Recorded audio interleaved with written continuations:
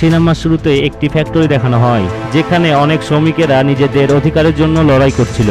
এরপর ফ্যাক্টরির মালিকরা কর্মচারীদের লিডারকে ডেকে পাঠায় কথা বলার জন্য। এরপর দুজন কর্মচারী ফ্যাক্টরির ভিতরে চলে যায়। অন্যদিকে কর্মচারীদের মিছিল বন্ধ হয়ে যায়।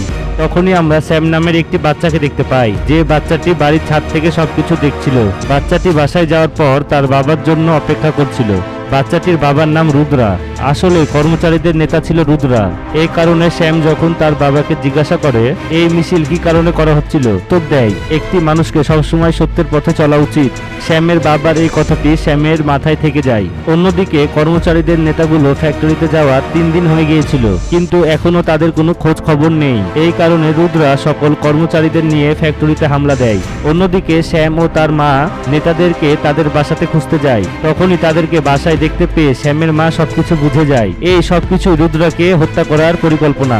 এই কারণে মেয়েটি সাথে সাথে তার স্বামীকে বাঁচাতে যায়, কিন্তু রাস্তাতে মেয়েটির পা ভেঙে যায়। এই কারণে তার মা শ্যামকে বলে তোমার বাবাকে গিয়ে বাঁচাও। অন্যদিকে মারামারি করার সময় রুদ্রাকে পেছন থেকে তার বন্ধু হামলা করে, সাথে সাথে রুদ্রা মারা যায়। শ্যাম এসে দেখে তার বাবা মারা গিয়েছে। তখনই ছোট থেকে শ্যামের ভিতর একটি রাগ থাকে। ছোট শ্যাম এই কারণে তার বাবার হত্যার প্রতিশোধ নিতে চাচ্ছিল।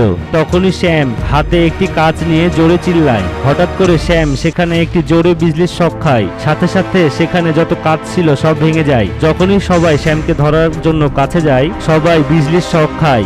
একদিন তার মা প্রয়োজনীয় জিনিসের জন্য শহর থেকে বাইরে যায়। এই কারণে শ্যাম বাসায় একা থাকতে চাচ্ছিল না, কিন্তু শ্যামের কিছু করার ছিল না। কিন্তু অবাক করা বিষয় হলো, কিছুদিন হয়ে যাওয়ার পরও তার মা বাসায় আসছিল না। অন্যদিকে শ্যামের কাছে থাকা সব খাবার শেষ হয়ে যাচ্ছিল। এই কারণে সে বাসা থেকে বের হয়, খাবার খুঁজতে যায়। তখনই রাস্তায় খারাপ ছেলেদের সঙ্গে তার মারামারি হয়। এক পর্যায়ে খারাপ ছেলেগুলো তাকে মেরে ফেলতে যাচ্ছিল। তখনই সেখানে আগু নামে একটি ছেলে চলে আসে, আর ছেলেটি শ্যামকে বাঁচায়। কিছু ঘন্টা পর শ্যাম চোখ খোলে। তখন সে দেখতে পায় একটি অচেনা জায়গায় আগুর সাথে আছে। তখনই আগু বলে তুমি সবসময় খারাপ ছেলেদের থেকে দূরে থাকবে।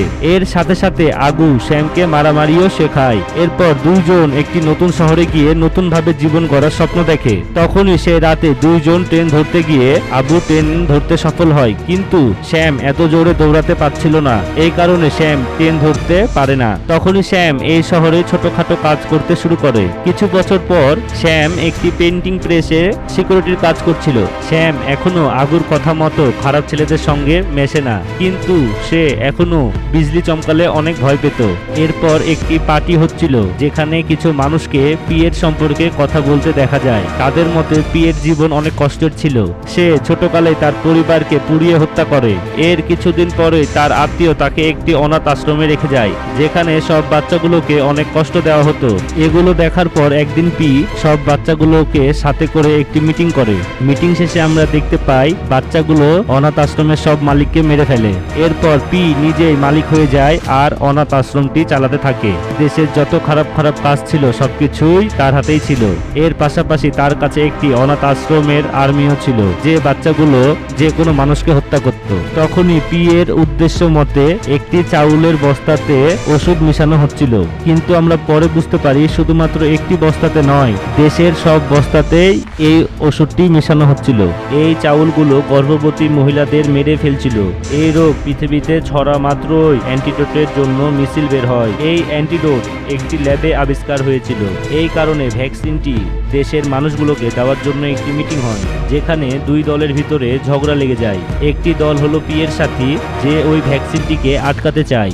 অন্যদিকে হ্যারি আর ম্যাক্স, যারা এই বিল পাস করে জনগণের কাছে ভ্যাকসিন দিতে চায়। তখনই পি ম্যাক্সের সাথে হাত মিলাতে চায়, কিন্তু ম্যাক্স তার সঙ্গে হাত মিলায় না। এই কারণে পি এর অনেক রাগ হয়। আর যখন ম্যাক্স বাসায় যাচ্ছিল, তখন পি এর মানুষ এসে তাকে রাস্তা থেকে তুলে নিয়ে যায়। এই কারণে ম্যাক্স আর তার পুরো পরিবারকে মেরে ফেলা হয়। অন্যদিকে শ্যাম যখন বাথরুমে গোসল করছিল, তখনই অন্য বাসা থেকে চিল্লানোর আওয়াজ শুনতে পায়। যখনই শ্যাম দেখতে যায় কি হয়েছে, তখনই কিছু ছেলেরা উলা নামের একটি মেয়েকে বিরক্ত করছিল। তখনই শ্যাম নিজেকে আটকাতে না পেরে সকলকে আচ্ছা তাকে দেয়। গুন্ডাগুলো সেখান থেকে চলে যাওয়ার পর মেয়েটি শ্যামকে ধন্যবাদ দেয়। অন্যদিকে শ্যাম রাতে যখন ডিউটিতে আসে, তখনই কয়েকটি গুন্ডা এসে তার উপর হামলা করে দেয়। গুন্ডাগুলোর যখন মনে হয় শ্যাম মারা গিয়েছে, তখনই শ্যামকে উপর থেকে নিচে ফেলে দেয়। সে সে সময় অনেক বৃষ্টি হচ্ছিল। এর ফলে বিদ্যুৎ চমকায় আর বিদ্যুৎ এসে শ্যামের উপরে পড়ে। সাথে সাথে শ্যামের জ্ঞান ফিরে আসে। বিজলিটা শ্যামের গায়ে পড়া মাত্রই শ্যামের সব ক্ষতগুলো ঠিক হয়ে যায়। পরের দিন যখন শ্যাম বাজারে যায় তখনই নজর পড়ে সেই মেয়েটির উপরে। মেয়েটি সবাইকে বলছিল কি করে গুন্ডাদের হাত থেকে বাঁচা যায়। তখনই সেখানে হঠাৎ করে গুন্ডা চলে আসে আর শ্যামের পিছা করতে থাকে। কিন্তু আমরা জানি এখন শ্যামের কাছে বিজলির শক্তি আছে। এই কারণে শ্যাম অনেক সহজেই সকল গুন্ডাকে হারিয়ে দেয়। শ্যামের মারামারি দেখে মেয়েটি ইমপ্রেস হয় আর শ্যামকে বলে আমার দলে চলে আসো। কিন্তু শ্যাম এগুলোর ভেতরে যেতে চাচ্ছিল না। সে একটি নর্মাল জীবনযাপন করতে চাচ্ছিল। কিন্তু সেই রাতে গুন্ডারা শ্যামের পুরো মার্কেটে আগুন ধরিয়ে দেয়। তখনই শ্যাম মেয়েটির সঙ্গে দেখা করে। তখন মেয়েটি বলে যে মানুষ অসহায়কে সাহায্য করে না সে কোনো মানুষই না। মেয়েটির এই কথাগুলো শুনে শ্যামের তার বাবার কথা মনে পড়ে যায়, কেননা তার বাবাও এমনই ছিল। শ্যাম সাথে সাথে মেয়েটির সঙ্গে থাকার কথা দেয়। এরপর থেকে শ্যাম একটি মানকি টুপি পরে সকলকে মারা শুরু করে। এরকমই একটি লড়াইয়ের সময় একটি ব্যক্তি পিছন থেকে এসে শ্যামের রক্ত নিয়ে চলে যায়। এর ফলে শ্যামের কোনো কিছু যায় আসে না, কেননা একা একাই শ্যামের শরীর ঠিক হয়ে যায় বিজলির কারণে। তখনই খবরে দেখানো হয় সকল গর্ভবতী মহিলারা একটি অজানা রোগের শিকার হয়েছিল আর এই রোগটি চাল খাওয়ার জন্য হচ্ছিল। আসলে পিয়ের পরিকল্পনা ছিল নিজেই মানুষকে রোগী করবে আর নিজেই মানুষকে সুস্থ করবে।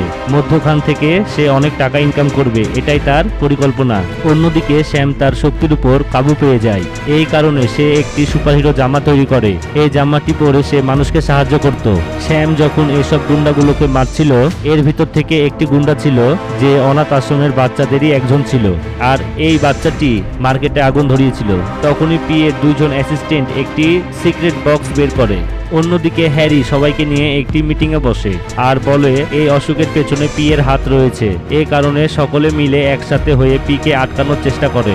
এমনকি তারা সাহায্যের জন্য শ্যামের কাছে যায়। অন্যদিকে পিয়ের সামনে আদি সোলেমানের লাশ আনার পর পি অনেক ক্ষেপে যায়, কেননা সে পিয়ের অনেক কাছের মানুষ ছিল।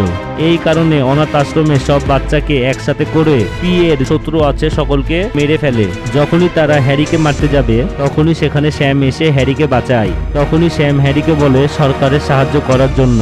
অন্যদিকে সরকার অ্যান্টিভাইরাস পরীক্ষা না করে জনগণকে দিতে বাধ্য হয়, কেননা জনগণ অ্যান্টিভাইরাসের জন্য পাগল হয়ে গিয়েছে।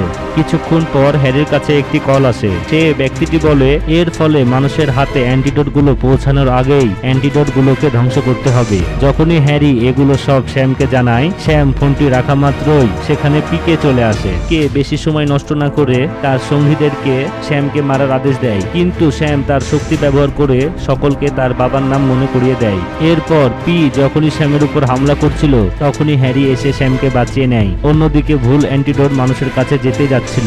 পরিস্থিতি বুঝতে পেরে শ্যাম অ্যান্টিডোটকে আটকাতে চলে যায় আর শেষ পর্যন্ত একটি মেয়ে এসে গাড়িটি থামিয়ে দেয়। শ্যাম সাথে সাথে এসে অ্যান্টিভাইরাসের একটি বোতল ধরে সব বোতলকে শক্তির মাধ্যমে ধ্বংস করে দেয়, যেমনটা সে প্রথমেই করেছিল। এরপর সঠিক অ্যান্টিডোট গুলো মানুষের কাছে পৌঁছে দেওয়া হয়। এইভাবেই সিনেমাটি শেষ হয়ে যায়।